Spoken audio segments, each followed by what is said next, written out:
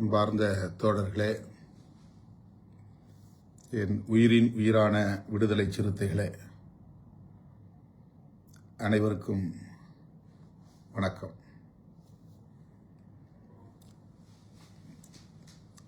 தேர்தல் வாக்குப்பதிவுக்கு பின்னர்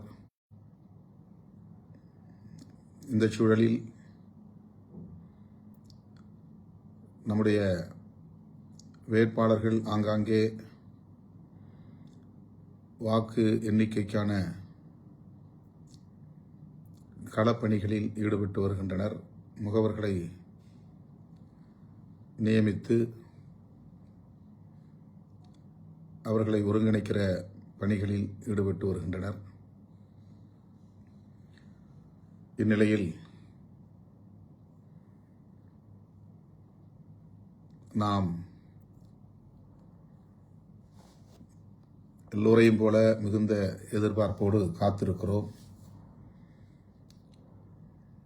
நம்முடைய தொகுதிகளில் மட்டுமின்றி நாம் அங்கம் வகிக்கும் திராவிட முன்னேற்றக் கழகத்தின் தலைமையிலான மதசார்பற்ற முற்போக்கு கூட்டணி மகத்தான வெற்றியை பெற வேண்டும் என்கிற எதிர்பார்ப்போடு காத்திருக்கிறோம்.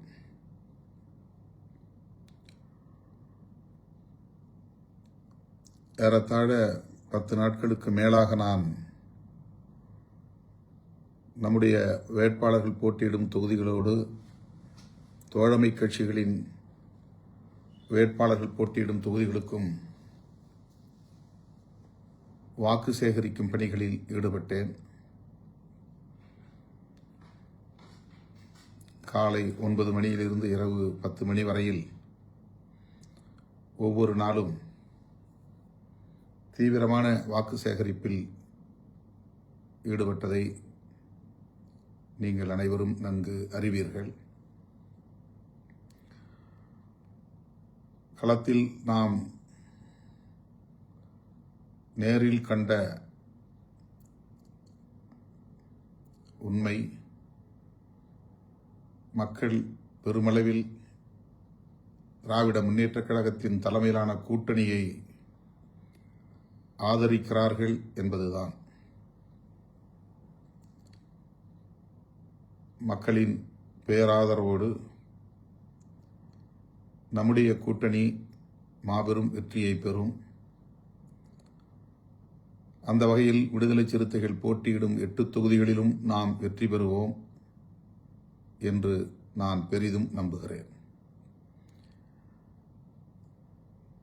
நாம் அனைவரும் அந்த நம்பிக்கையோடு காத்திருப்போம்.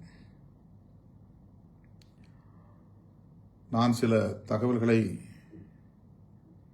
உங்களோடு பகிர்ந்து கொள்ள விரும்புகிறேன். முதலில் விடுதலை சிறுத்தைகளின் விருதுகள் வழங்கும் விழா தொடர்பான சில தகவல்கள். ஒவ்வொரு ஆண்டும் ஏப்ரல் 14 புரட்சியாளர் அம்பேத்கர் பிறந்த நாள் அன்று நாம் சான்றோர் பெருமக்களை தேர்வு செய்து அவர்களுக்கு விருதுகளை வழங்கி சிறப்பித்து வருகிறோம். தேர்தல் வரும் ஆண்டுகளில் இது அவ்வப்போது தள்ளி போகிறது. தேர்தலில் நாம் தீவிரமான ஈடுபாட்டில் இருந்த நிலையில் விருதுகள் வழங்கும் விழா தொடர்பான நிலைப்பாட்டை எடுக்க இயலவில்லை. அது தொடர்பான அறிவிப்பையும் செய்ய இயலவில்லை. அதற்காக பெரிதும் வருந்துகிறேன்.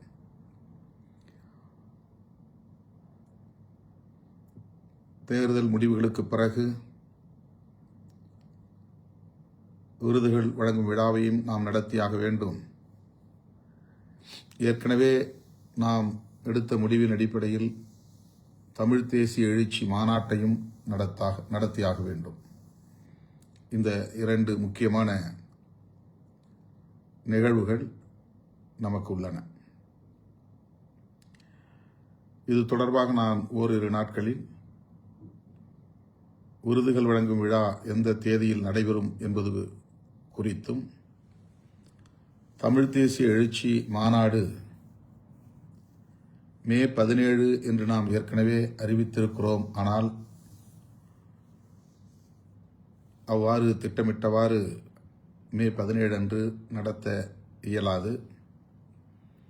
ஆகவே எந்த தேதியில் அந்த மாநாட்டை நாம் நடத்த இருக்கிறோம் என்பது குறித்தும் தேர்தல் முடிவுக்கு பின்னர், ஆனால் மாநாடு தள்ளி போகிறது.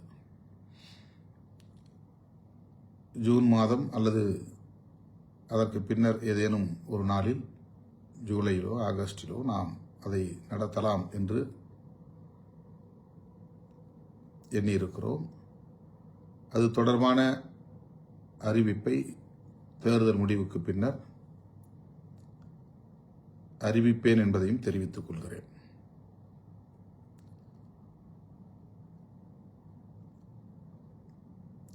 தேர்தலில் நம்முடைய கட்சியின் சார்பில் அனைத்து சட்டமன்ற தொகுதிகளிலும்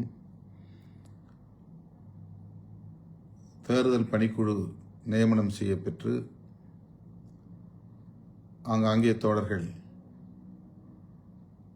தொகுதி வாரியாக கட்டுக்கோப்பாக இருந்து சிறப்பாக பணியாற்றியிருக்கிறார்கள், ஒரு சில தொகுதிகளை தவிர.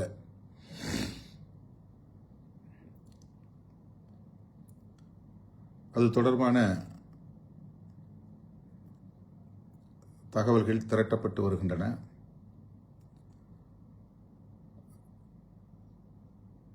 குறிப்பாக நாம் போட்டியிடாத பிற தொகுதிகளில் நம்முடைய தோழமை கட்சிகளின் வேட்பாளர்களுக்கு தேர்தல் பணி ஆற்றியதில் ஒரு சில தொகுதிகளில் இருந்து தோழர்கள் ஒற்றுமையாக இருந்து பணியாற்றவில்லை என்கிற தகவல்கள் வந்துள்ளன. அது குறித்து தகவல்கள் திரட்டப்பட்டு வருகின்றன. என்றாலும் கூட மிகச்சிறப்பாக நம்முடைய முன்னணி பொறுப்பாளர்கள், தோழமை கட்சிகளின் வேட்பாளர்களுடைய வெற்றிக்கு பணியாற்றியிருக்கிறார்கள், தீவிரமாக வாக்கு சேகரித்திருக்கிறார்கள். தோழமை கட்சிகளை சார்ந்த வேட்பாளர்கள் விடுதலை சிறுத்தைகளின் பணிகள் குறித்து என்னை தொடர்பு கொண்டு பெருமிதத்தோடும் நன்றியோடும் சுட்டிக்காட்டியிருக்கிறார்கள். அந்த வகையிலே நான் களப்பணி ஆற்றிய அத்தனை தோழர்களுக்கும் என்னுடைய பாராட்டுதல்களையும் நன்றியையும் தெரிவித்துக் கொள்கிறேன்.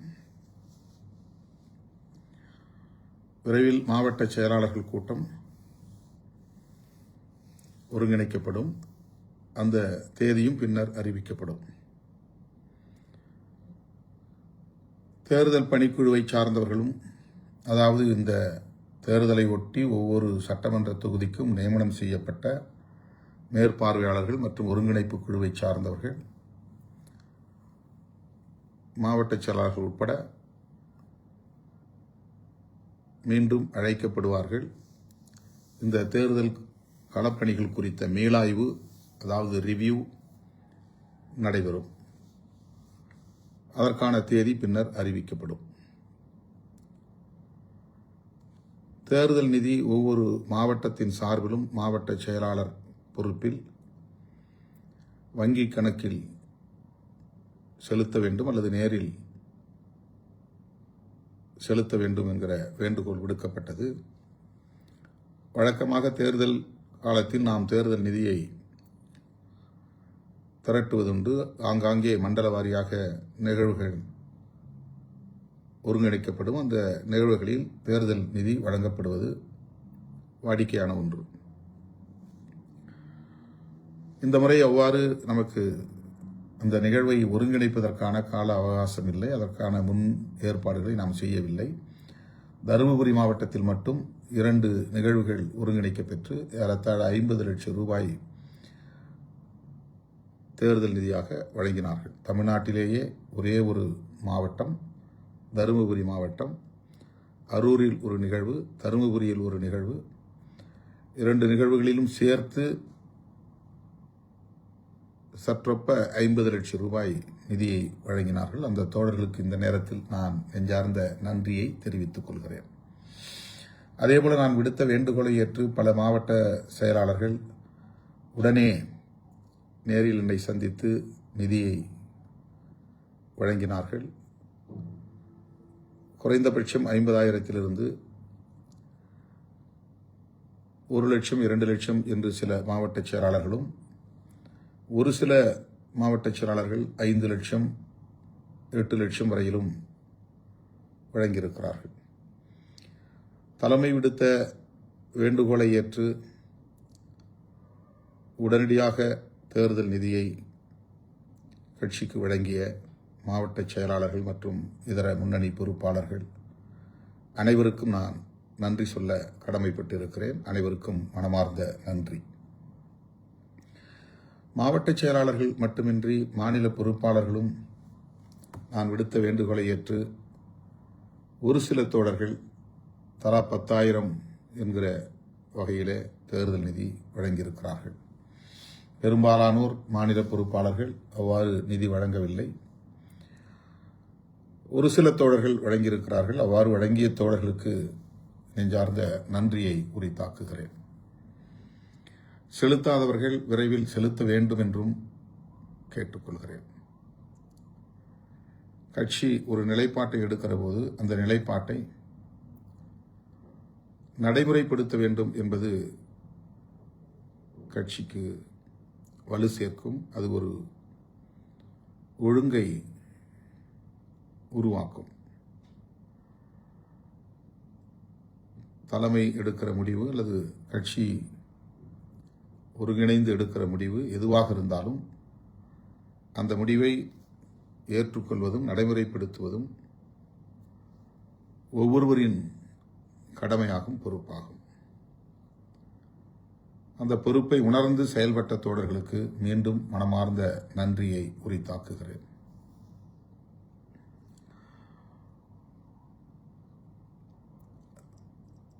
மதசார்பற்ற முற்போக்கு கூட்டணி மாபெரும் வெற்றியை பெறப்போகிறது. அதிலே எந்த மாற்று கருத்தும் இல்லை. நான் ஏற்கனவே சொன்னது போல் கூட்டணி பலம் அதற்கு முதன்மையான காரணம். கடந்த 5 ஆண்டுகளில் திமுக அரசு பெண்களை மையப்படுத்தி தீட்டிய திட்டங்கள், மாணவ செல்வங்களை மையப்படுத்தி தீட்டிய திட்டங்கள், வெற்றிகரமாக அவற்றை நடத்தி நடைமுறைப்படுத்தி நிகழ்த்தியிருக்கிற சாதனைகள் நமக்கு கூடுதல் வலு சேர்ப்பதாக அமைந்துள்ளன. மூன்றாவதாக, இந்த கூட்டணி கொள்கை பிடிப்புள்ள ஒரு கூட்டணி என்பதை நாம் அடுத்தடுத்து நடைபெற்ற தேர்தல்களின் மூலம் உறுதிப்படுத்தியிருக்கிறோம்.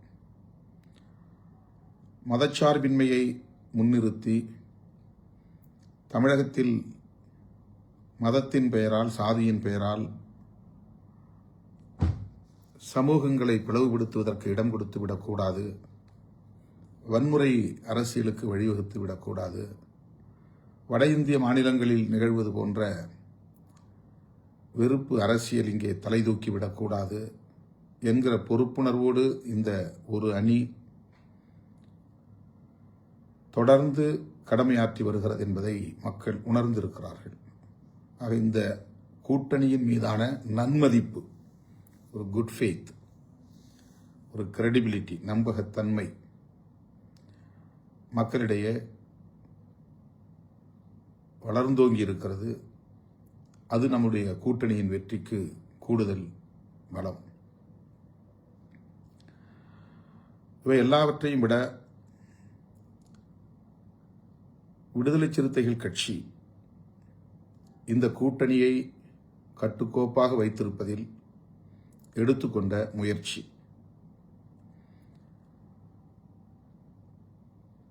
கடந்த 2 ஆண்டுகளுக்கு மேலாக மதசார்பற்ற முற்போக்கு கூட்டணியை எப்படியாவது சீர்குலைத்து விட வேண்டும், சிதறடித்து விட வேண்டும், பலவீனப்படுத்தி விட வேண்டும் என்று கங்கணம் கட்டிக்கொண்டு பலர் பல்வேறு முயற்சிகளை மேற்கொண்டார்கள். அவர்களின் டார்கெட், இலக்கு விடுதலை சிறுத்தைகள் கட்சியாகத்தான் இருந்தது. குறிப்பாக திருமாவளவன் எப்படியாவது விடுதலை சிறுத்தைகள் கட்சியை அல்லது திருமாவளவனை அந்த கூட்டணியில் இருந்து வெளியேற்றிவிட்டால் போதும், மதசார்பற்ற முற்போக்கு கூட்டணியை சிதறடித்துவிட முடியும் என்று கணக்கு போட்டார்கள். அதாவது நம்மை ஒரு துருப்புச் சீட்டாக பயன்படுத்த முயற்சித்தார்கள். நம் மூலமாக அந்த கூட்டணியை பலவீனப்படுத்த திட்டம் போட்டார்கள். இது வெறும் யூகமில்லை, அனைவரும் அறிந்த வெளிப்படையான அரசியல் உண்மை. அதற்கு நாம் கிஞ்சித்தும் இடம் கொடுக்கவில்லை.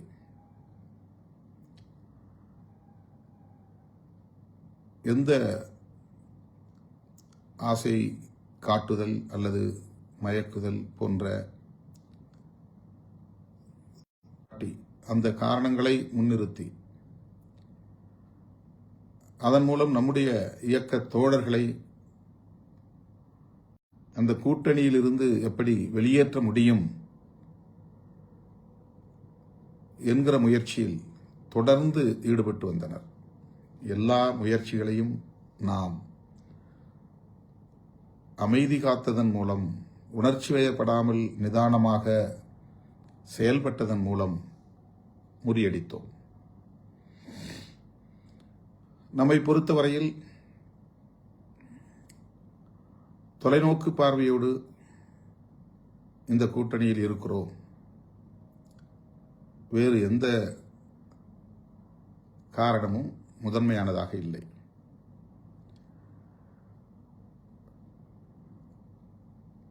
மதவாத சக்திகள், சாதியவாத சக்திகள் பல்வேறு முகமூடிகளை அணிந்து கொண்டு களத்திற்கு வந்திருக்கிறார்கள் என்பதை நாம் அறிவோம். அவர்கள் வலுப்பெற்றால் நாம் பேசும் அரசியலுக்கே பெரும் தீங்கு விளைந்துவிடும். எதிர்காலத்தில் இந்த அரசியலையே நம்மால் பேச முடியாத ஒரு சூழல் உருவாகிவிடும். சாதியின் பெயரால், மதத்தின் பெயரால் சமூக நீதி அரசியலை பின்னுக்கு தள்ளுகிற சதி முயற்சிகள் பல முனைகளில் இருந்தும் நடந்தன. அவற்றையெல்லாம் மிக இலகுவாக நாம் புறந்தள்ளிவிட்டு நாம் எடுத்த நிலைப்பாட்டில் உறுதியாக இருந்தோம். அந்த உறுதிப்பாட்டை பாராட்டுவதற்கு பதிலாக நம்மை கொச்சைப்படுத்துகிற முயற்சிகளில் ஈடுபட்டார்கள்.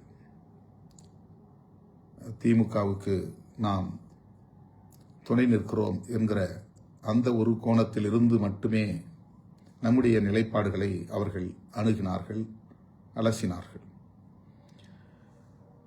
கூடுதல் இடங்களை பெறுவதற்கு வாய்ப்பிருந்தும் திருமாவளவன் அந்த முயற்சியை மேற்கொள்ளவில்லை. இது ஒரு விமர்சனம்.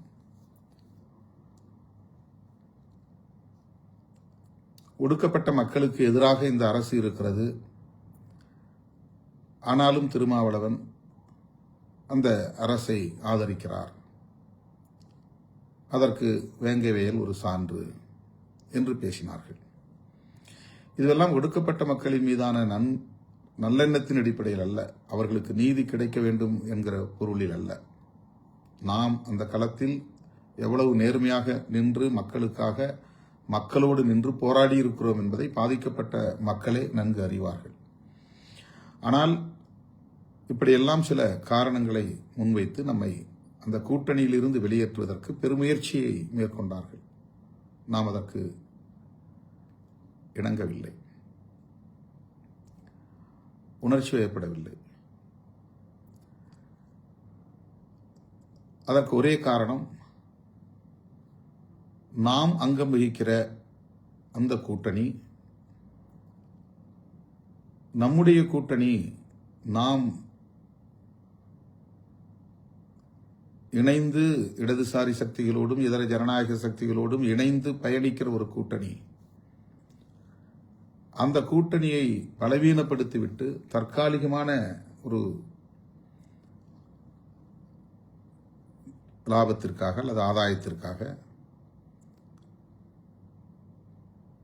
ஒரு முடிவை எடுத்து காலத்தால் பழிக்கும் அளவுக்கு, களங்கம் உருவாகக்கூடிய அளவுக்கு ஆளாகிவிடக்கூடாது என்கிற எச்சரிக்கை உணர்வு. இந்த எச்சரிக்கை உணர்வை சமூக ஊடகங்களில் விவாதிக்கக்கூடியவர்கள் யாரும் சுட்டிக்காட்டி பாராட்டவில்லை. எத்தனையோ வாய்ப்புகள் இருந்தும் எவ்வளவோ ஆசை காட்டியும் கூட அதற்கு இணங்காமல் தான் எடுத்த நிலைப்பாட்டில் திருமாவளவன் உறுதியாக இருக்கிறார். அந்த உறுதிப்பாட்டை வரவேற்கிறோம், பாராட்டுகிறோம் என்று சொல்லுவதற்கு சமூக ஊடகங்களில் ஆட்கள் இல்லை. மிக மிக சொற்பமாக ஒரு சிலர் அதை உணர்ந்து வெளிப்படையாக சுட்டிக்காட்டி பாராட்டியிருக்கிறார்கள். ஆகவே இன்றைக்கு மதசார்பற்ற முற்போக்கு கூட்டணி இந்த மாபெரும் வெற்றியை பெறப்போகிறது, திமுக ஆட்சியை கைப்பற்றப் போகிறது என்று சொன்னால் அதற்கு விடுதலை சிறுத்தைகளின் அணுகுமுறையும் விடுதலை சிறுத்தைகளின் உறுதிப்பாடான நிலைப்பாடும் ஒரு காரணம் என்பதை யாரும் மறந்துவிட முடியாது, மறுத்துவிட முடியாது. இதை யாரும் சுட்டிக்காட்டி விவாதிக்கப் போவதில்லை. ஆனால் நாம் உணர்ந்தாக வேண்டும், நீங்கள் உணர்ந்தாக வேண்டும். நாம் சராசரி அரசியல்வாதிகளைப் போல் செயல்பட்டிருந்தால், கூடுதல் இடங்களுக்காக ஆசைப்பட்டிருந்தால், மாற்றம் என்கிற பெயரில் நாம் வேறொரு முடிவை எடுத்திருந்தால், தமிழ்நாடு அரசியல் தலைகீழாக மாறியிருக்கும் என்பதிலே யாருக்கும் மாற்று கருத்து இருக்க முடியாது. அதை நாம் விரும்பவில்லை.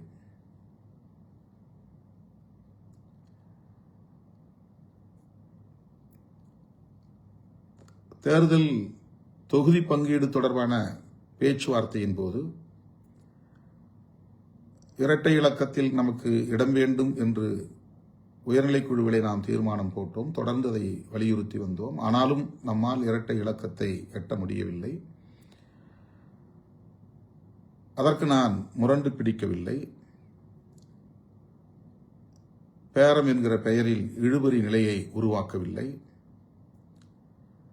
கூட்டணியில் ஒரு சங்கடமான சூழலை உருவாக்க நான் விரும்பவில்லை.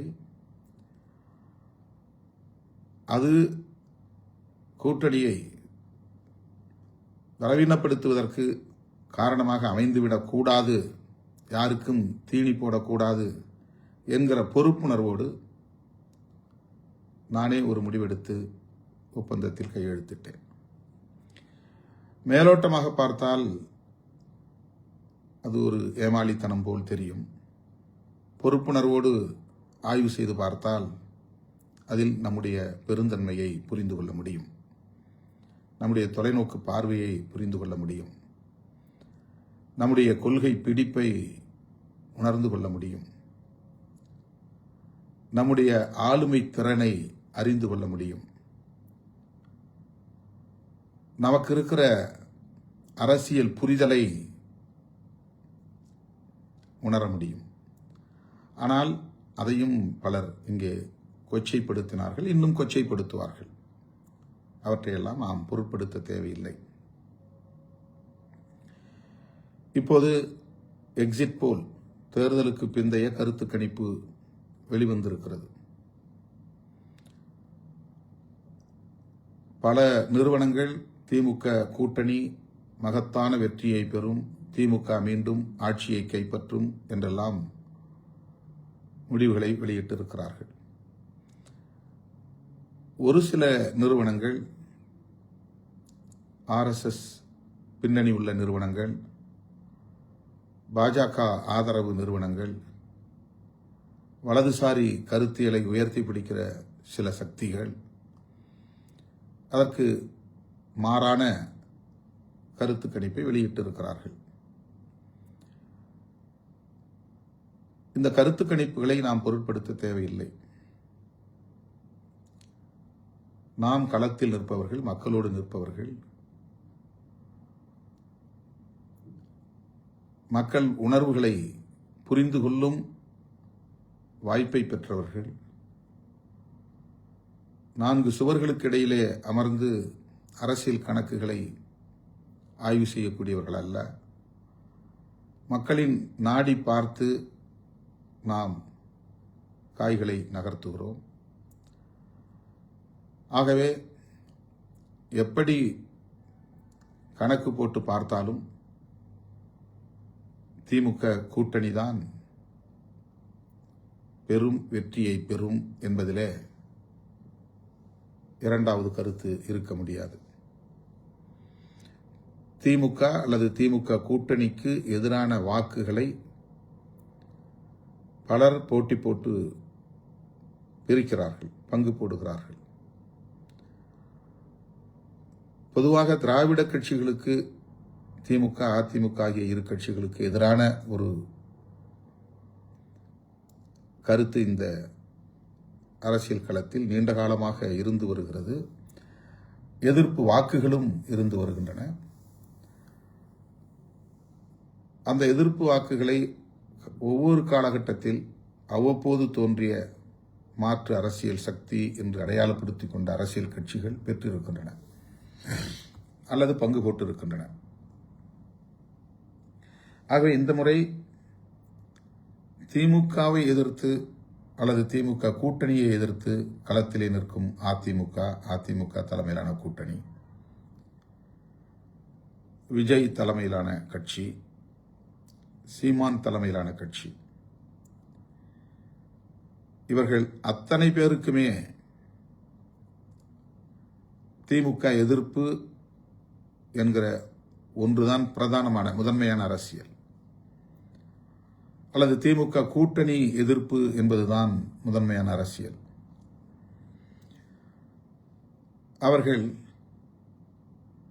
மூவரும் அவரவர் சக்திக்கு ஏற்ப இந்த எதிர்ப்பு வாக்குகளை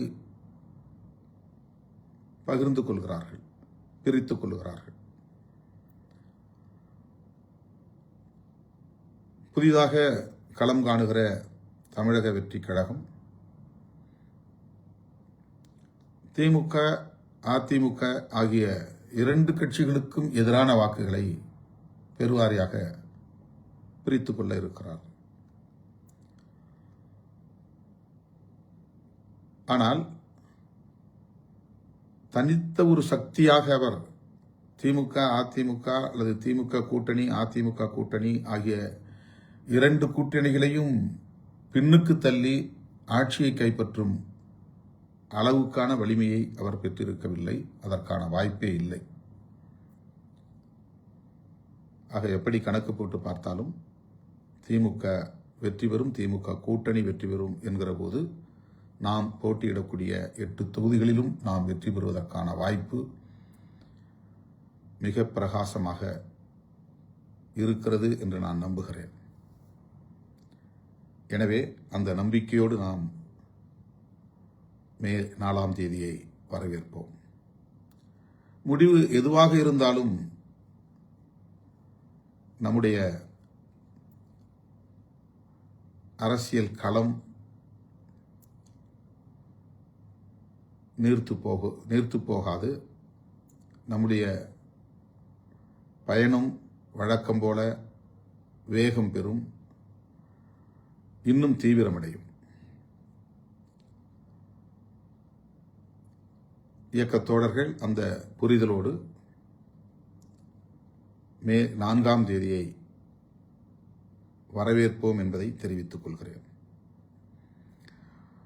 ஒரு வார இதழில்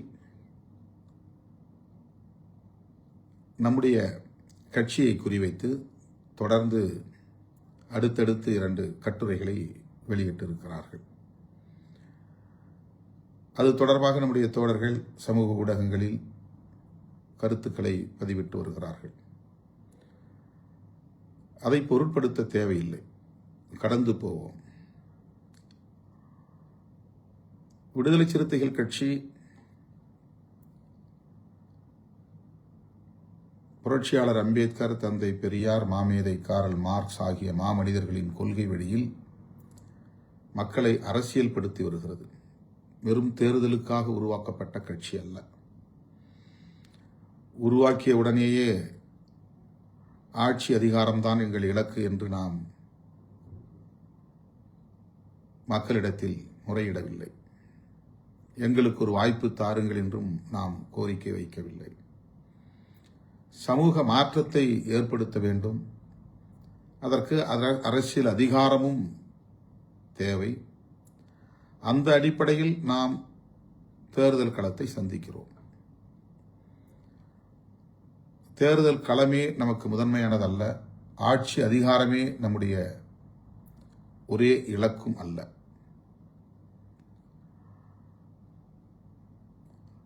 ஆகவே நம்முடைய கட்சி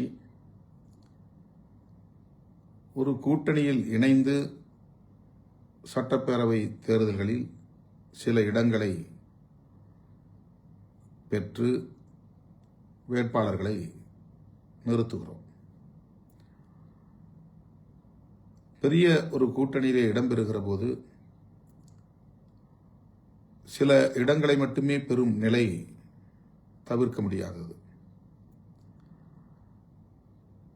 இது ஒரு அரசியல் இயக்கம்.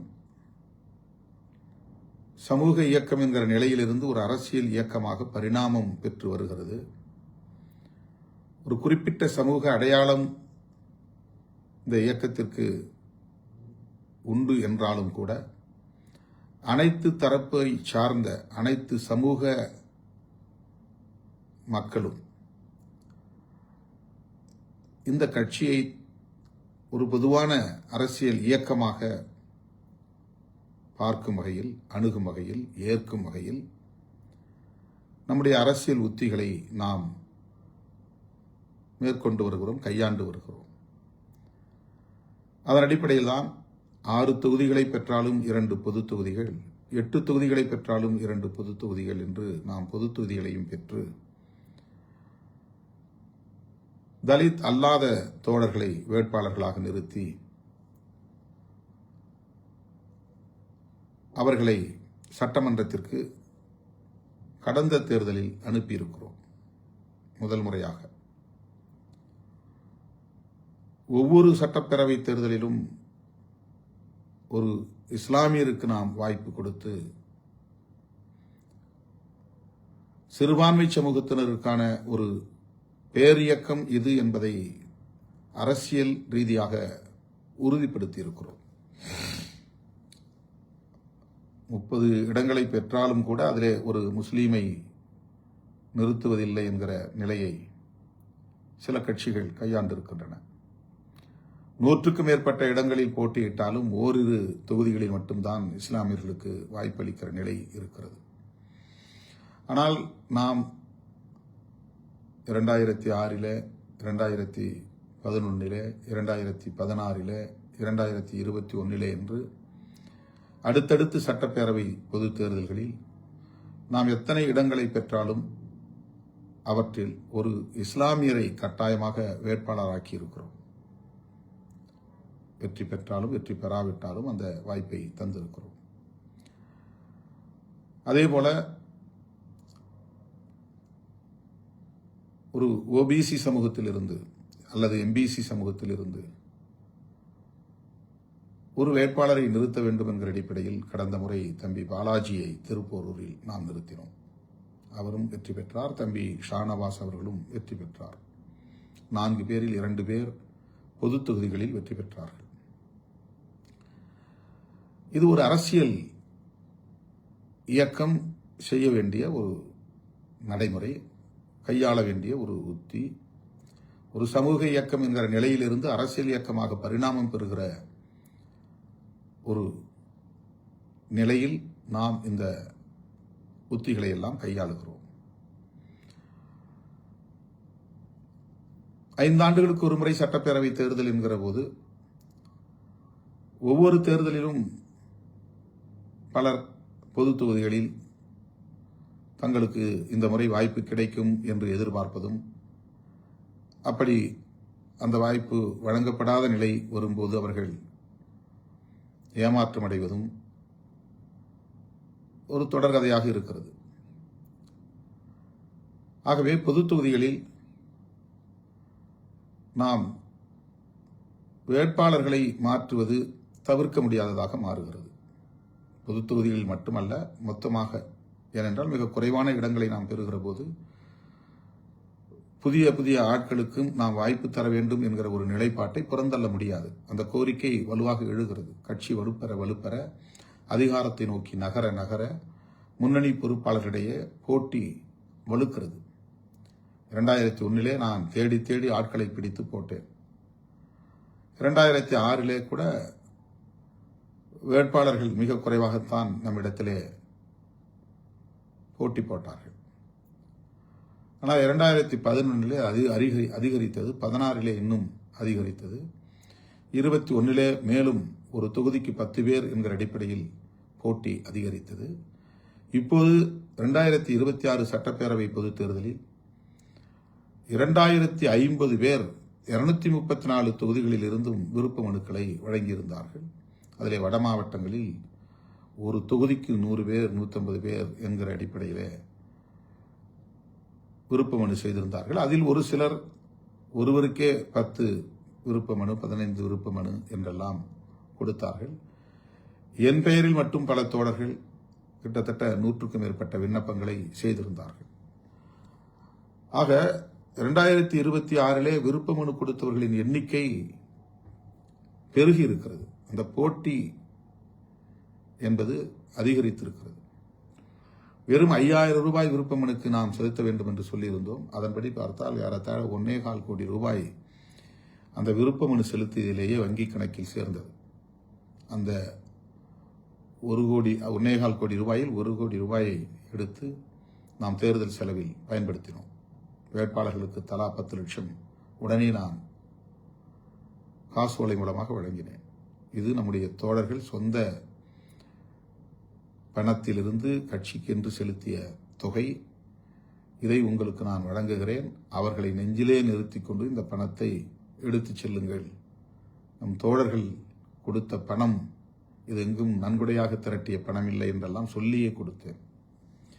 ஆக போட்டி நாளுக்கு நாள் ஒவ்வொரு தேர்தலிலும் அதிகரிக்கிறது. அப்படி அதிகரிக்கிற போது புதிய முகங்களுக்கு வாய்ப்பு தர வேண்டும் என்பதை ஒரு நிலைப்பாடாக நாம் எடுக்க வேண்டிய ஒரு கட்டாயம் எழுகிறது. அந்த அடிப்படையில் தான் பொது தொகுதிகளில் வென்ற தம்பி ஷானவாஸ் அவர்களுக்கும் தம்பி SS பாலாஜி அவர்களுக்கும் இந்த முறை நான் வாய்ப்பு தர இயலாமல் போனது. ஆனால் அதற்கு வெவ்வேறு காரணங்களை பலரும் சமூக ஊடகங்களில் எடுத்துச் சொன்னார்கள், விவாதித்தார்கள். அது உண்மையல்ல. அந்த காரணங்கள் எதுவும் உண்மையல்ல. திமுக கூட்டணியில் உறுதியோடு இருப்போம் என்ற முடிவை திருமாவளவன் தான் எடுக்கிறான். திமுக கூட்டணியில் விடுதலை சிறுத்தைகள் கட்சி நீடிப்பதற்குரிய காரணங்களை திருமாவளவன் தான் விளக்குகிறான். அதை பின்பற்றிதான் இயக்கத்தோழர்கள், நம்முடைய சட்டமன்ற உறுப்பினர்கள் 4 பேருமே சட்டமன்றத்தில் பேசினார்கள். அது எனக்கு எப்படி முரண்பாடானதாக இருக்க முடியும்? அது முற்றிலும் தவறான ஒரு கருத்து. அவர்களுக்கு வழங்கப்படவில்லை என்ற ஒரே காரணத்தை வைத்து திமுகவுக்கு அவர்கள் நெருக்கமாக இருந்தார்கள். அதனால்தான் 3 பேருக்கும் பனையூர் பாபு உட்பட வழங்கவில்லை என்று சொன்னார்கள். இது முற்றிலும் தவறானது என்பதை ஏற்கனவே நான் விளக்கிவிட்டேன். புதிய முகங்களுக்கு வாய்ப்பு தர வேண்டும் என்பது ஒவ்வொரு கட்சியிலும் இருக்கிற நடைமுறைதான். திராவிட முன்னேற்ற கழகத்திலே கூட 60 பேருக்கு புதிய முகங்களுக்கு 60 புதிய முகங்களுக்கு வாய்ப்பு தந்திருக்கிறார்கள். அப்படி என்றால் 60 பேர் பழைய சிட்டிங் MLAs. அந்த வாய்ப்பு மறுக்கப்பட்டிருக்கிறது. அதை பற்றி யாருமே பேசவில்லை. விடுதலை சிறுத்தைகளை பற்றி மட்டும் பேசுகிறார்கள். ஏனென்றால் அவர்கள் எடுத்த முயற்சிக்கு திருமாவளவன் இணங்காமல் திமுக கூட்டணியை கட்டுக்கோப்பாக வைத்திருப்பதற்கு முதன்மை காரணியாக இருந்திருக்கிறான் என்பதை அவர்களால் பொறுத்துக் கொள்ள முடியவில்லை, சகித்துக் கொள்ள முடியவில்லை. நம் மீது அவருடைய காழ்ப்பை கொட்ட வேண்டும், கக்க வேண்டும் என்பது அடிப்படை காரணம். கம்யூனிஸ்ட் கட்சிகளில் கூட சென்ற முறை வென்றவர்கள் இந்த முறை வாய்ப்பு மறுக்கப்பட்டிருக்கிறார்கள். யாரும் அதை பேசவில்லை. ஒவ்வொரு கட்சியிலும் இது நடைமுறையில் இருப்பதுதான். வெற்றி பெற்றவர்களுக்கே திரும்ப திரும்ப தருவது என்பது இயலாத ஒன்று. இந்த முறை அந்த 2 பேருக்கு 3 பேருக்கே மீண்டும் கொடுத்திருந்தால் புதிய 3 பேருக்கான வாய்ப்பு மறுக்கப்பட்டிருக்கும். ஆக இந்த முறை இஸ்லாமியர் ஒருவருக்கு, கிறித்தவர் ஒருவருக்கு வழங்க வேண்டும் என்கிற அடிப்படையில் தான் பன்ருட்டி ஒரு இஸ்லாமியருக்கும் திருப்போரூர் ஒரு கிறித்தவருக்கும் வழங்கப்பட்டிருக்கிறது. இது என்னுடைய நிலைப்பாடு. அவர்களுக்கு வழங்கவில்லை என்பதற்கு இதுதான் காரணமே தவிர வேறொன்றுமில்லை. செய்யூர் தொகுதியை பொறுத்தவரையில் மீண்டும் அதை நான் உங்களுக்கு விளக்க கடமைப்பட்டிருக்கிறேன். என்னை நம்பி என்னோடு களத்தில் நிற்கிற நீங்கள் அதில் தெளிவாக இருக்க வேண்டும். எனக்கு எதிராக எவ்வளவோ அவதூறுகளை பலரும் பரப்புகிறார்கள், அதை நான் காதில் போட்டுக் கொள்வதில்லை. ஆனால் நீங்கள் என்னோடு 30-35 ஆண்டுகளாக கைகோர்த்து களத்தில் நிற்கிற என் உயிரின் உயிரான விடுதலை சிறுத்தைகள் தெளிவோடு இருக்க வேண்டும். நான் இந்த தேர்தலில் போட்டியிடுவது என்று எடுத்த முடிவின் காரணமாக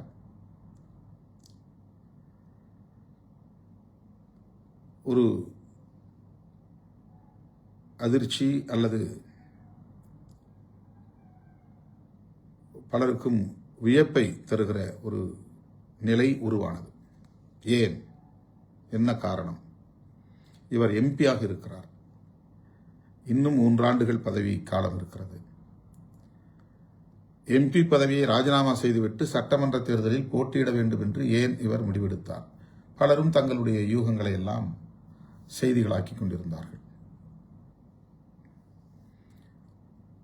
அதற்குரிய காரணங்களை நான் விளக்கியிருக்கிறேன். நான் தேர்தலில் போட்டியிடப் போகிறேன் என்பது குறித்து முன்கூட்டியே யாரிடத்திலும் நான் விவாதிக்கவில்லை.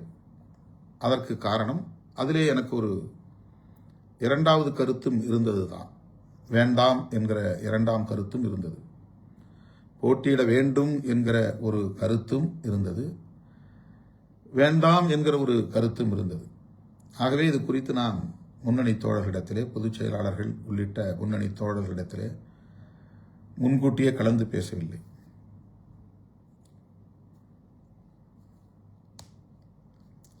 திடுமென நான் போட்டியிடுவதாக அறிவித்தேன்.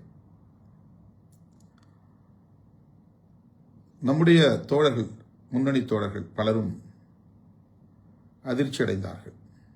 மற்றவர்கள் எப்படியோ அது வேறு. நம்முடைய தோழர்கள்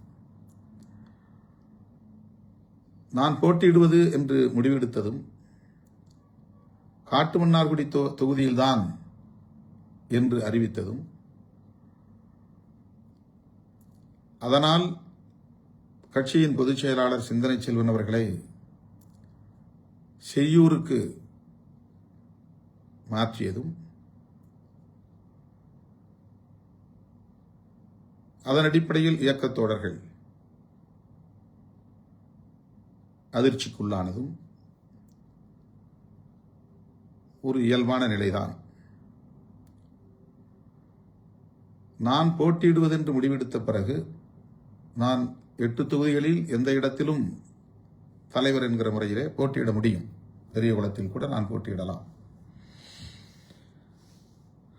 அல்லது செய்யூரில் கூட நான் போட்டியிடலாம்.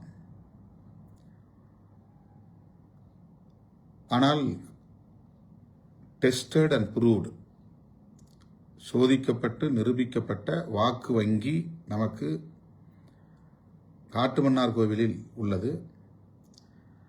அங்கே விண்ணப்பம் செய்துவிட்டு நான் 8 தொகுதிகளுக்கும் சுற்றுப்பயணம் மேற்கொள்ள முடியும், பிற தொகுதிகளுக்கும் சுற்றுப்பயணம் மேற்கொள்ள முடியும். அந்த வசதிக்காக காட்டுமன்னார்குடியை நான் தேர்வு செய்யும்போது சிந்தனை செல்வன் அவர்களை ஒரு பாதுகாப்பான தொகுதி செய்யூர் என்கிற அடிப்படையில் செய்யூருக்கு மாற்ற வேண்டியிருந்தது. ஆக அவரை செய்யூருக்கு மாற்றியதால் பனையூர் பாபுக்கு அங்கே வாய்ப்பு தர இயலவில்லை.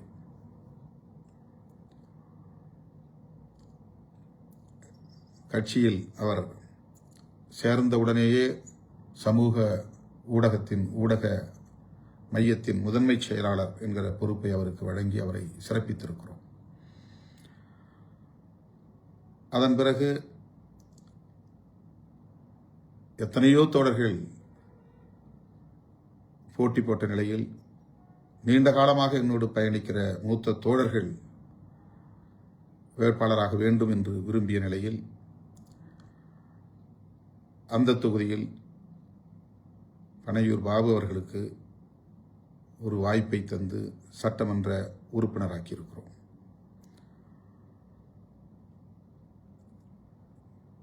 முன்னணி தோழர்கள் பலரும் இப்படி கட்சிக்கு வந்த உடனேயே பலருக்கு வாய்ப்பை தந்து அவர்களையெல்லாம் அதிகார வலிமையுள்ளவர்களாக ஆக்குகிறீர்கள். எங்களை போன்றவர்கள் இப்படி இன்னும் அந்த இடத்தை தொட முடியாத நிலையில் இருக்க வைத்திருக்கிறீர்களே என்று அப்போது பேசியிருக்கிறார்கள், வருத்தப்பட்டிருக்கிறார்கள். அதன் பின்னர் வழக்கம் போல நான் எடுத்த முடிவுக்கு முழுமையான ஒத்துழைப்பை நல்கி அரும்பாடுபட்டு அந்த தொகுதிகளில் 4 இடங்களில் நாம் வெற்றி பெறுவதற்கு பணியாற்றியிருக்கிறார்கள், ஒத்துழைத்திருக்கிறார்கள். ஆகவே ஒருமுறை சட்டமன்றத்திற்கு செல்லுகிற வாய்ப்பு அவருக்கு கிடைத்திருக்கிறது. ஒரு முறை சட்டமன்றத்திற்கு செல்லுகிற வாய்ப்பு தம்பி ஷானவாஸுக்கு கிடைத்திருக்கிறது, தம்பி SS பாலாஜிக்கு கிடைத்திருக்கிறது என்கிற நிலையில் அந்த இடத்தில் புதிதாக யாரேனும் ஒருவருக்கு வாய்ப்பு தரலாம் என்கிற அடிப்படையில் நான் எடுத்த முடிவுதான் அந்த முடிவு. வேறு எந்த காரணமும் இல்லை. யார் என்ன யூகங்களை பேசினாலும் அது உண்மை இல்லை.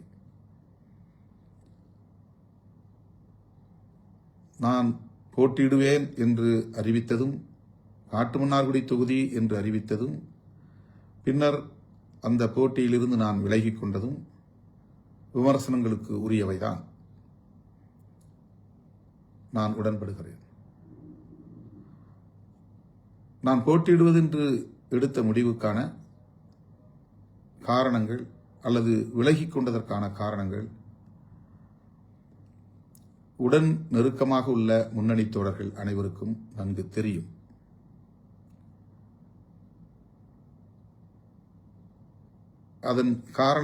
அதற்கான காரணங்களை நான் ஓரளவுக்கு விளக்கியும் சொல்லியிருக்கிறேன். மேலும் அதை நான் விரிவாக பேச விரும்பவில்லை. அப்படி ஒரு முடிவை நான் எடுத்ததன் விளைவாகத்தான் பொதுச் செயலாளர் சிந்தனை செல்வன் மீண்டும் காட்டுமன்னார்குடியில் போட்டியிடுவதற்கான சூழல் அமையவில்லை. செய்யூருக்கு அவரை மாற்ற வேண்டிய நிலை உருவானது. இந்த உண்மை பனையூர் பாபு அவர்களுக்கும் சரி, தம்பி SS பாலாஜி அவர்களுக்கும் சரி, ஷா நவாஸ் அவர்களுக்கும் சரி விளங்கும் என்று நான் அறிவேன், விளக்கியும் இருக்கிறேன். வேட்பாளரை அறிவித்த அடுத்த நாளே தம்பி பாலாஜி வந்து தங்களின் முடிவுக்கு நான் கட்டுப்படுகிறேன், களப்பணி ஆற்றுகிறேன் என்று மனந்திறந்து பேசினார். ஓரிரு நாட்களுக்கு பின்னர் தம்பி ஷானவாஸ் நேரிலே வந்து என்னை சந்தித்து பேசினார். அப்போதே அவர்களுக்கு நான் கட்சியில் பொறுப்புகளை அறிவிப்பதாகத்தான் எண்ணியிருந்தேன். அவர்கள் இருவருமே அவசரமில்லை, தேர்தல் முடியட்டும் என்று என்னிடத்திலே கூறியிருந்தார்கள். அவர்களோடு கலந்து பேசிதான் இந்த பொறுப்பை அவர்களுக்கு அறிவித்துள்ளேன். முதன்மை செயலாளராக தம்பி ஷானவாஸ் அவர்களையும் பொருளாளராக தம்பி பாலாஜி அவர்களையும் நியமித்திருக்கிறோம். பனையூர் பாபு அவர்களை சந்திக்க இயலவில்லை. அவரோடு கலந்து பேசி அவருக்கு விருப்பமான பொறுப்பு என்னவோ அந்த பொறுப்பை வழங்க எண்ணி இருக்கிறோம். ஆனால்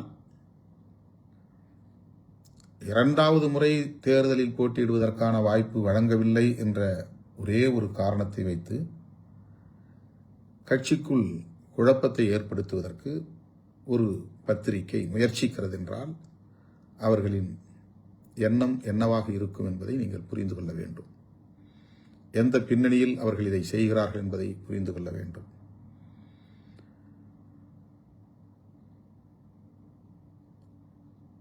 அதாவது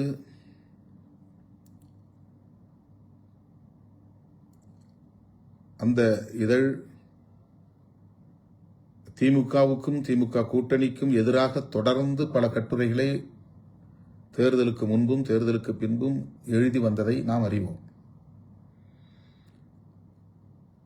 அதுதான் அவர்களின் நிலைப்பாடு. அது நீண்ட காலமாக அவர்கள் திமுகவுக்கு எதிராகத்தான் செயல்பட்டு வருகிறார்கள். திமுக கூட்டணியில் நாம் இருப்பதனால் நமக்கு எதிராக அவர்கள் செயல்படுகிறார்கள். அவர்கள் விரும்பியதைப் போல விடுதலை சிறுத்தைகள் கட்சி ஒரு நிலைப்பாட்டை எடுக்கவில்லை அல்லது திருமாவளவன் எடுக்கவில்லை என்பதனால் நம் மீது காழ்ப்பை கக்குகிறார்கள்.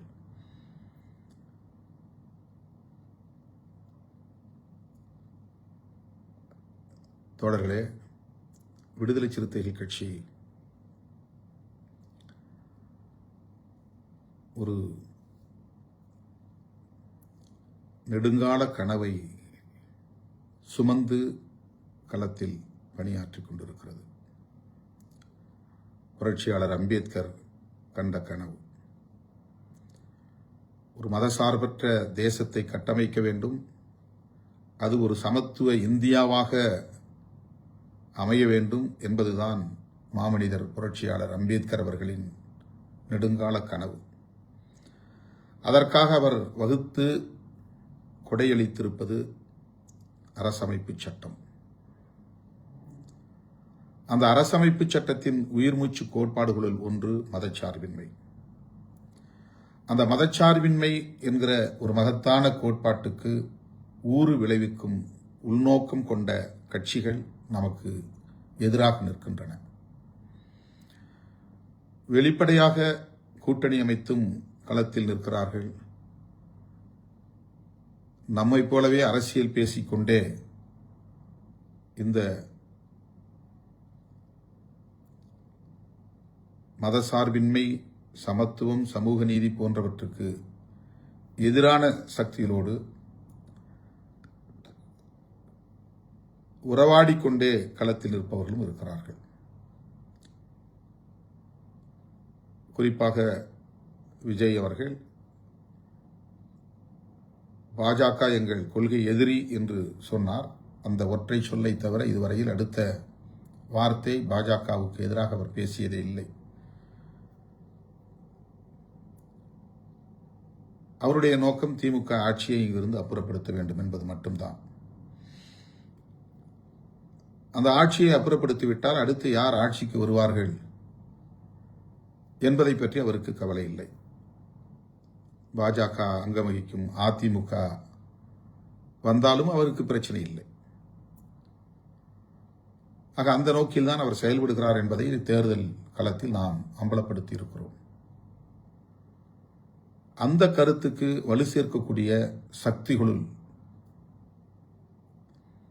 அந்த நோக்கமுள்ள சக்திகளுள் ஒன்றுதான் நமக்கு எதிரான கட்டுரையை வெளியிட்டிருக்கிற ஒரு இதழ். அவர்கள் எப்போதும் நம்மை ஊக்கப்படுத்தியதில்லை, அங்கீகரித்ததில்லை. கடந்த காலங்களிலும் நமக்கு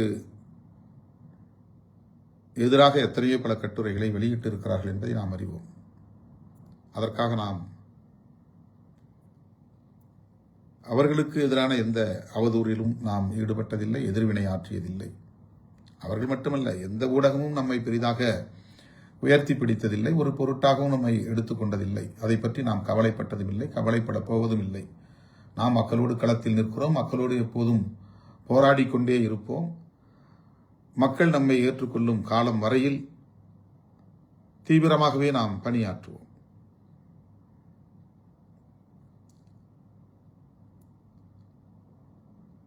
எனவே தேர்தல் நேரத்தில் வேட்பாளர்களை தேர்வு செய்ததில் குறிப்பாக நான் போட்டியிடுவதென்று முடிவெடுத்ததில் அதன் அடிப்படையில் சில நிலைப்பாடுகளை நான் மேற்கொள்ள நேர்ந்தது. அதில் எந்த உள்நோக்கமும் இல்லை. தனிப்பட்ட முறையில் ஒருவரை மனதிலே வைத்து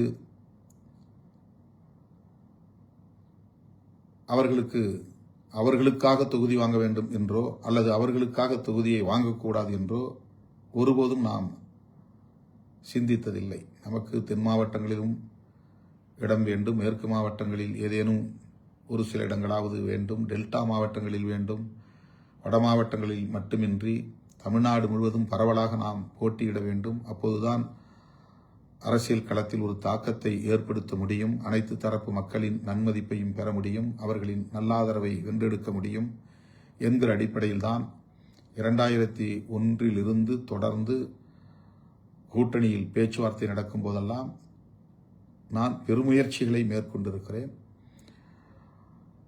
தென் மாவட்டங்களில் ஒரு முறை நமக்கு சமயநல்லூர் 2001 கிடைத்தது. அதன் பிறகு ஒரு நீண்ட இடைவெளிக்கு பிறகு இப்போது பெரியகுளம் கிடைத்திருக்கிறது. அரூரில் போட்டியிடுவதற்கு நமக்கு 2011, 2006, 2016 நமக்கு வாய்ப்பு கிட்டியது. இப்போது 21, 26 கிட்டவில்லை. இதை தோழர்கள் புரிந்து கொள்ள வேண்டும்.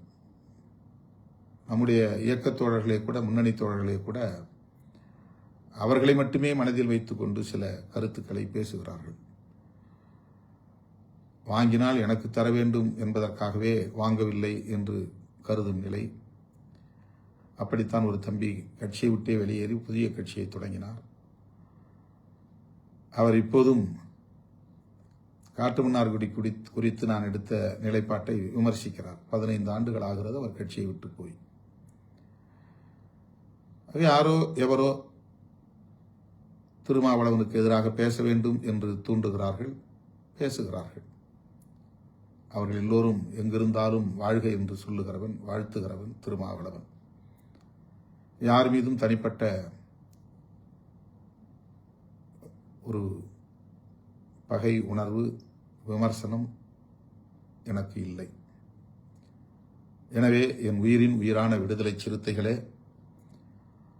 யார் என்ன அவதூறுகளை பரப்பினாலும் அவற்றை பொருட்படுத்த வேண்டாம். எல்லோரும் இந்த இயக்கத்திற்காக தம்மால் இயன்ற பங்களிப்பை செய்திருக்கிறார்கள் என்கிற நம்பிக்கையோடு தான் அனைவரையும் நான் அரவணைத்து செல்கிறேன்.